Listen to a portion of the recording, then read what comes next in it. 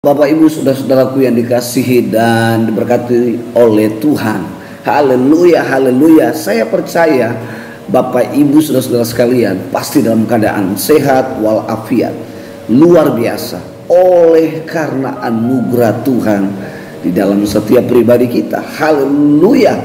Nah, Bapak Ibu saudara-saudaraku yang dikasihi dan diberkati oleh Tuhan, kali ini saya akan membahas tentang satu hal yang hari-hari ini sedang ramai, sedang marak, sedang hangat dibahas di media sosial, yaitu tentang perdebatan Pendeta Ezra Soru dan Ustadz Kainama.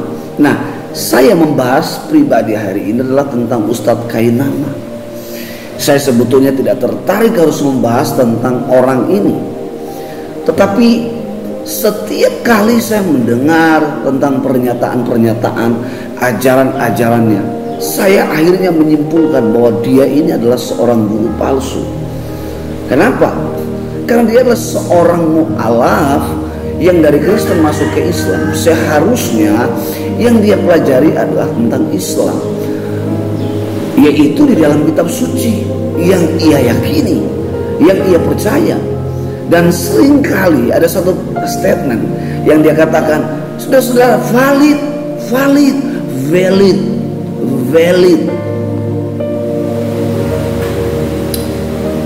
Di dalam perdebatan beliau dengan Pak Ezra Soru, ada beberapa dalil, ada beberapa pernyataan yang dia kutip, dan dia mengatakan bahwa itu adalah sebuah data yang valid, yang valid. Istilah beliau seperti itu. Apa data yang validnya? Data yang validnya adalah bahwa Yesus tidak mati. Dan ada beberapa artikel-artikel yang beliau ambil, ya, didukung dengan bahasa-bahasa Inggris, bahasa-bahasa asli, bahasa-bahasa Latin. Bagi saya itu bukan hal yang menjamin. Suatu hal yang valid yang dia harus meyakini kepada semua orang Kristen adalah bahwa benar nggak Yesus tidak mati? Benar nggak bahwa Yesus itu tidak mati? Hal yang valid bagi dia adalah data, sumber data yang dia peroleh harusnya dari Alkitab dong. Alkitab ini diuji berapa ratus tahun, dan banyak orang ketika menguji, Tuhan menjamah dan mereka bertobat. Hidup mereka diubah oleh Tuhan Yesus Kristus.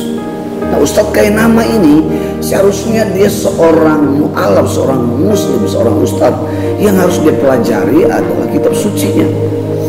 Dan dia harus menyampaikan ajaran-ajaran daripada ajaran-ajaran Islam kepada umat-umatnya. Tapi yang dia bahas adalah Kristen-Kristen, dan semua yang dia bahas adalah orang-orang yang sesat. Itu sebabnya otaknya dia, cara penyampaian dia juga sesat. Karena sumber-sumber yang dia peroleh itu tidak ada yang valid. Saya buktikan bahwa Yesus benar nggak mati dan bangkit. Itu kesaksian yang diperoleh dari murid-muridnya. Kesaksian yang diperoleh adalah orang-orang menyaksikan. Para penjaga kubur itu menyaksikan di mana kubur Tuhan Yesus, batu yang begitu besar yang tidak bisa diangkat oleh 1-2 orang, itu terguling. Ada 2 malaikat yang datang, mereka masih muda. Dalam kitab Lukas dijelaskan itu mereka menggulingkan kubur itu. Ketika murid-murid Tuhan Yesus, Maria dan lain sebagainya, mereka datang ke kubur pagi-pagi sekali. Menurut kebudayaan bangsa Israel, mereka membawa rempah-rempah untuk menaruh di kubur Tuhan Yesus. Tetapi ketika mereka datang ke situ, kain kafan Tuhan Yesus itu hanya tertinggal di kubur itu. Tetapi tubuh Yesus tidak ada lagi. Di mana Tuhan Yesus? Dia pergi ke Galilea. Kenapa ke Galilea? Karena di Galilea ada murid-murid Tuhan Yesus. Mereka bersembunyi dalam ketakutan karena peristiwa tentang penyaliban Tuhan Yesus itu sangat-sangat menakutkan bagi mereka. Sangat-sangat membuat mereka, iman mereka gentar. membuat mereka ketakutan yang sungguh luar biasa. Tapi apa yang terjadi? Tuhan Yesus dalam tubuh kemuliaan ketika dia bangkit, dia masuk ke tengah-tengah mereka dan memberikan salam sejahtera bagi mereka. Dan itu bukti, bahkan sebelum ia naik ke sorga, itu dia memberitakan tentang Injil Kerajaan Allah, dan banyak sekali murid-murid diteguhkan iman mereka. Mereka akhirnya terbuka pemahaman mereka bahwa apa yang diajarkan tentang persyaratan kematian daripada Tuhan Yesus itu terbukti, nyata. Jadi kalau hari ini Pak Ustadz Kainama dia mengatakan datanya valid, dari mana datanya? Tidak ada yang valid yang dia sampaikan. Saran saya, beliau harus berdakwah dengan baik, mempelajari tentang iman Kristen, tentang ajaran-ajaran Rasul di dalam kitabnya, dalam keyakinannya, dan dia harus mengajarkan, harus berdakwah kepada saudara-saudaranya. Karena banyak juga orang-orang Islam yang membutuhkan, seharusnya dia harus berdakwah. Saya percaya Ustadz Kainama yang hari ini menyesatkan banyak orang dengan pemahaman-pemahaman yang sesat, dan dia mengatakan itu data yang valid. Hari ini saya mau beritahu, saya seorang murtadin. Saya mengenal Tuhan Yesus bukan apa kata pendeta, tapi Tuhan Yesus sendiri yang datang menjumpai saya. Tuhan Yesus sendiri yang datang menemui saya dalam keadaan keterpurukan, ketakutan, dilema. Disitulah Tuhan hadir. Dan saya merasakan malam itu adalah peristiwa yang belum pernah terjadi dalam hidup saya. Secara pribadi saya menangis sejadi-jadinya, dan itu belum pernah terjadi seumur hidup di dalam hidup saya. Karena itu saudara-saudara orang Kristen yang tertanam di dalam ajaran Kristen, yang sungguh-sungguh menghidupinya, mengamalkannya, mengimplementasinya, imannya tidak akan tergoncang dengan mendengar orang ini, ustadz ini, karena ajarannya adalah ajarannya sesat.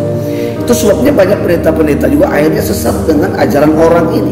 Orang ini juga mengaku dia pendeta, tetapi saya mau beritahu bahwa di dalam kekristenan untuk menjadi sebuah pendeta itu tidak mudah seperti yang dikatakannya. Menjadi misalnya pendeta di GPIB itu prosesnya panjang sekali. Sekolah Alkitab, terus kemudian dia harus dia praktek dulu, nyusun skripsi, kemudian dia harus jadi vikaris, lalu dia harus kemudian itu dia diangkat jadi pendeta. Tidak semudah itu. Demikiannya di kalangan-kalangan karismatik, tidak mudah untuk menjadi seorang pendeta. Ya, orang yang tamatan sekolah Alkitab belum tentu dia dikatakan seorang pendeta. Dan itu di dalam manajemen sebuah gereja, di dalam manajemen sebuah sinode, tidak semudah itu. Orang itu mengatakan dia pendeta. Dari mana buktinya bahwa dia adalah pendeta?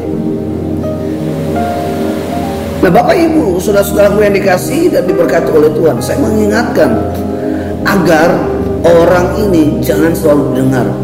Bapak Ibu orang Kristen, belajarlah Alkitab dengan baik. Karena saya yakini apapun yang Bapak Ibu baca, itulah suara Tuhan. Tuhan sedang berbicara kepada Bapak Ibu. Nah, Rasul Petrus sedang mengingati kepada jemaat-jemaat di Asia Kecil di dalam kitabnya, suratan kedua kepada jemaat yang ada di Asia Kecil. Demikian di dalam 2 Petrus pasal 2 ayat 1. Sebagaimana nabi-nabi palsu dahulu tampil di tengah-tengah umat Allah, demikian pula di antara kamu akan datang guru-guru palsu. Mereka akan memasukkan pengajaran-pengajaran sesat yang membinasakan, bahkan mereka akan menyangkal penguasa yang telah menebus mereka, dan dengan jalan demikian segera mendatangkan kebinasaan atas diri mereka. Jadi ingat, firman Tuhan ini jelas sekali bahwa dia adalah seorang guru palsu yang sedang mengajarkan ajaran-ajaran palsu, yang sedang mengajarkan ajaran-ajaran yang tidak benar.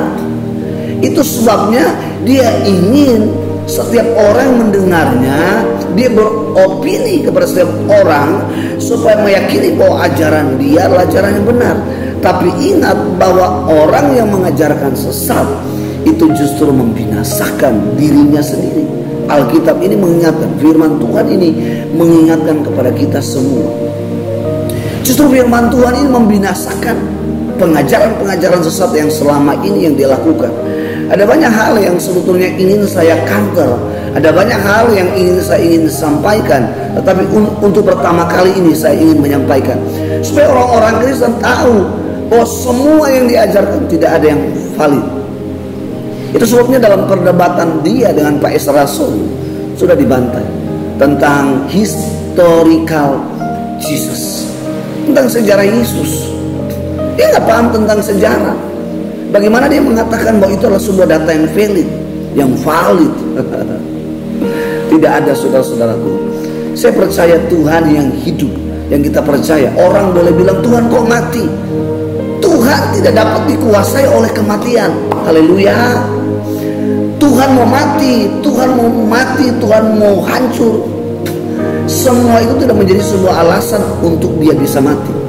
Dia Allah yang punya kehidupan. Dia tidak bisa dikuasai tentang kematian. Itu sebabnya kematian Tuhan kita Yesus Kristus bukanlah kematian untuk dirinya, kematian terhadap dosa kita. Dengan cara satu-satunya itu adalah cara sorgawi untuk dia harus mati. Yesus bukan bunuh diri. Dia dibunuh oleh orang-orang berdosa, oleh orang-orang pintar, orang-orang berpangkat, pejabat. Mereka adalah orang-orang beragama.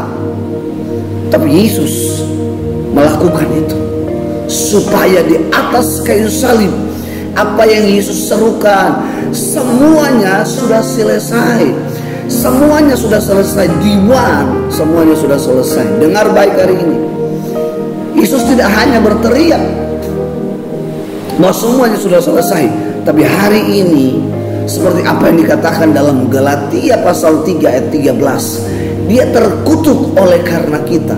Maka terkutuklah orang yang tergantung di atas kayu salib, supaya di ayat 18 berkat-berkat di dalam Abraham itu sampai kepada kita. Bapak Ibu yang dikasihi dan diberkati oleh Tuhan, Tuhan tidak sekedar memberkati Abraham secara jasmani, tetapi Tuhan memberkati dia secara berkat rohani. Sehingga itulah yang mengubahkan paradigma Abraham, sehingga Abraham menjadi bapa beriman bagi semua bangsa. Sarah menjadi seorang ibu beriman bagi semua bangsa. Saya berdoa Bapak Ibu saudara-saudaraku sekalian, biarlah Tuhan memakai Bapak Ibu, meskipun Bapak Ibu bukan seorang sekolah teologi, seorang pakar teologi, tapi saya berdoa Bapak Ibu menjadi seorang yang seperti Abraham, dipakai dengan luar biasa untuk menyampaikan Injil Kerajaan Allah kepada semua bangsa.